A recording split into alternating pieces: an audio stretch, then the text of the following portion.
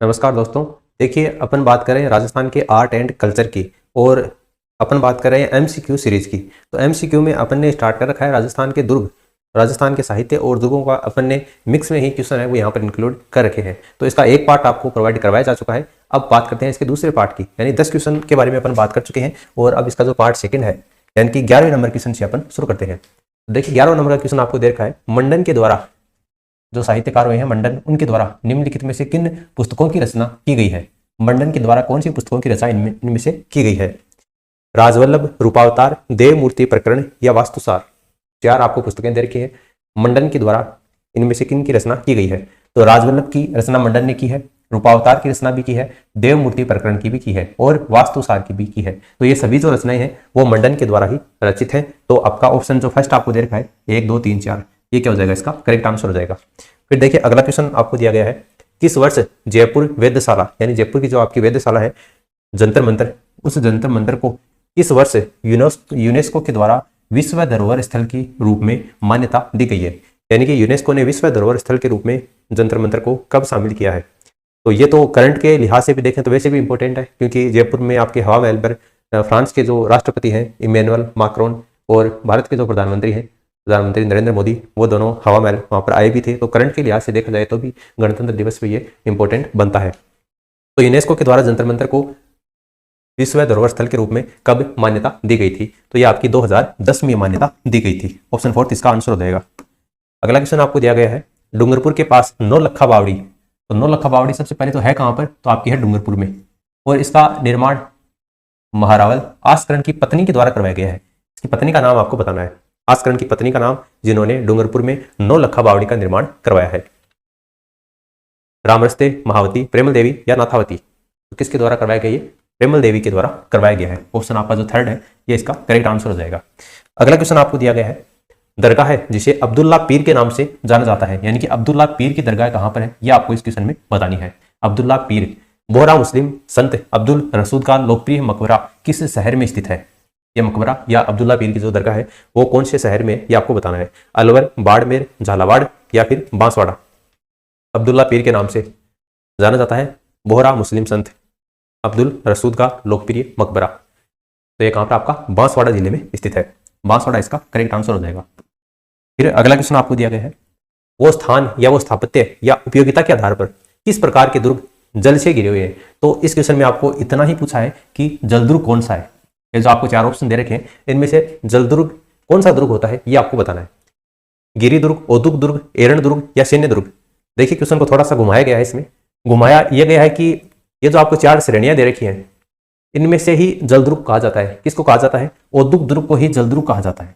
ठीक है, तो ये आपको पहचाना था। ऑप्शन सेकंड इसका आंसर हो जाएगा। देखिए, सबसे पहले जो दुर्गों का वर्गीकरण है वो मनुस्मृति में किया गया है। मनुस्मृति में दुर्गों के 6 प्रकार बताए गए हैं, जबकि कौटिल्य ने अपने अर्थशास्त्र में दुर्गों के 4 प्रकार बताए हैं। उसमें जलदुर्ग की जगह औद्योगिक दुर्ग का नाम उसने शामिल किया है। और शुक्र नीति में दुर्गों को 9 भागों में बांटा है और उसमें औद्योगिक दुर्ग का नाम न देकर जलदुर्ग दिया गया है। तो ये आपका कौटिल्य के अनुसार पूछा गया था। तो ये आपका जलदुर्ग है वो किसको कहा जाता है? औद्योगिक दुर्ग को ही कहा जाता है। तो जो औद्योगिक दुर्ग होता है और राजस्थान में आपका जलदुर्ग का सर्वश्रेष्ठ उदाहरण है वो गागरोन का दुर्ग है। आहू और काली सिंध नदियों के संगम पर है गागरोन का दुर्ग। ये आपका जलदुर्ग की श्रेणी में आता है। तो ऑप्शन सेकंड इसका आंसर हो जाएगा। अगला क्वेश्चन आपको दिया गया है, देलवाड़ा का आदिनाथ का अपूर्व मंदिर किसके द्वारा बनवाया गया? देलवाड़ा माउंट आबू सिरोही में जो आदिनाथ का मंदिर है किसके द्वारा बनवाया गया है ये आपको बताना है। विमल शाह, ब्रह्मगुप्त, विक्रम सिंह या चंदन राज। तो किसके द्वारा बनवाया गया? ये विमल शाह के द्वारा बनवाया गया है। ऑप्शन फर्स्ट इसका आंसर हो जाएगा। अगला क्वेश्चन है, जोधपुर का मेहरानगढ़ दुर्ग। ये जोधपुर का कौन सा दुर्ग है? मेहरानगढ़ दुर्ग है। कौन सी पहाड़ी के ऊपर बना हुआ है? चिड़ियाटूक पहाड़ी के ऊपर बना हुआ है। चिड़ियाटूक पहाड़ी। और इसी को और किस नाम से जाना जाता है? पंचेतिया पहाड़ी के नाम से भी जाना जाता है। पंचेतिया पहाड़ी। इसका निर्माण किसने करवाया था? राव जोधा ने, राव जोधा के द्वारा। कब करवाया गया था इसका निर्माण?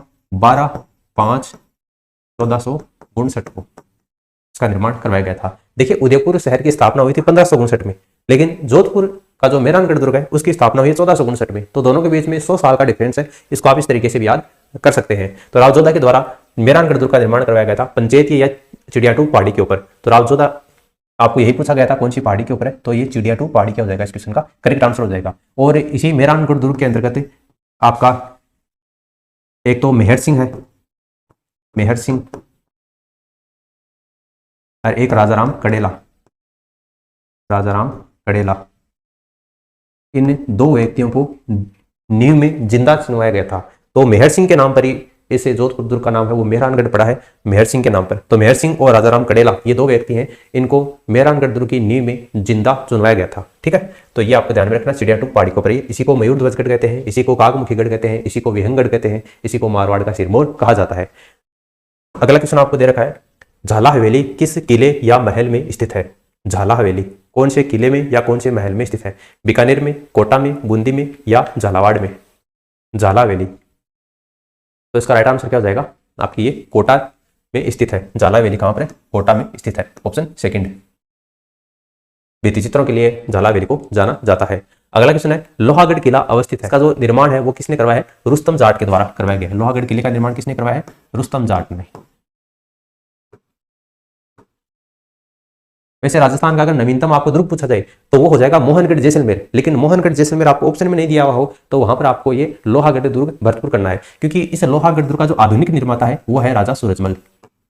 राजा सूरजमल के द्वारा इसका आधुनिक निर्माण या फिर इसका जीर्णोद्धार का कार्य करवाया गया है 1733 ईस्वी के अंतर्गत। वैसे इसका जो मूल निर्माता है वो कौन है? रुस्तम जी जाट है। कौन सी श्रेणी में आता है लोहागढ़ का किला? तो लोहागढ़ का जो किला है वो पारीक श्रेणी में आता है। शुक्र नीति के अनुसार दुर्गों की 9 श्रेणियां हैं।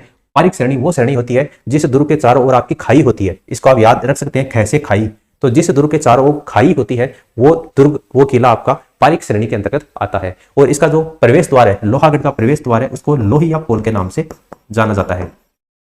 लोहिया पोल। हर एक दुर्ग का निर्माण करता, हर एक दुर्ग का प्रवेश द्वार, हर एक दुर्ग का उपनाम आपको ध्यान में रखना है। ये जो आपका लोहागढ़ का दुर्ग है इसी को राजस्थान का अजय दुर्ग कहा जाता है। राजस्थान का अजय दुर्ग, यानी इसके ऊपर किसी ने विजय हासिल नहीं की थी। राजस्थान का अजय दुर्ग भी इसी को कहते हैं और पूर्वी सीमा का प्रहरी भी इसी को कहा जाता है। पूर्वी सीमा का प्रहरी,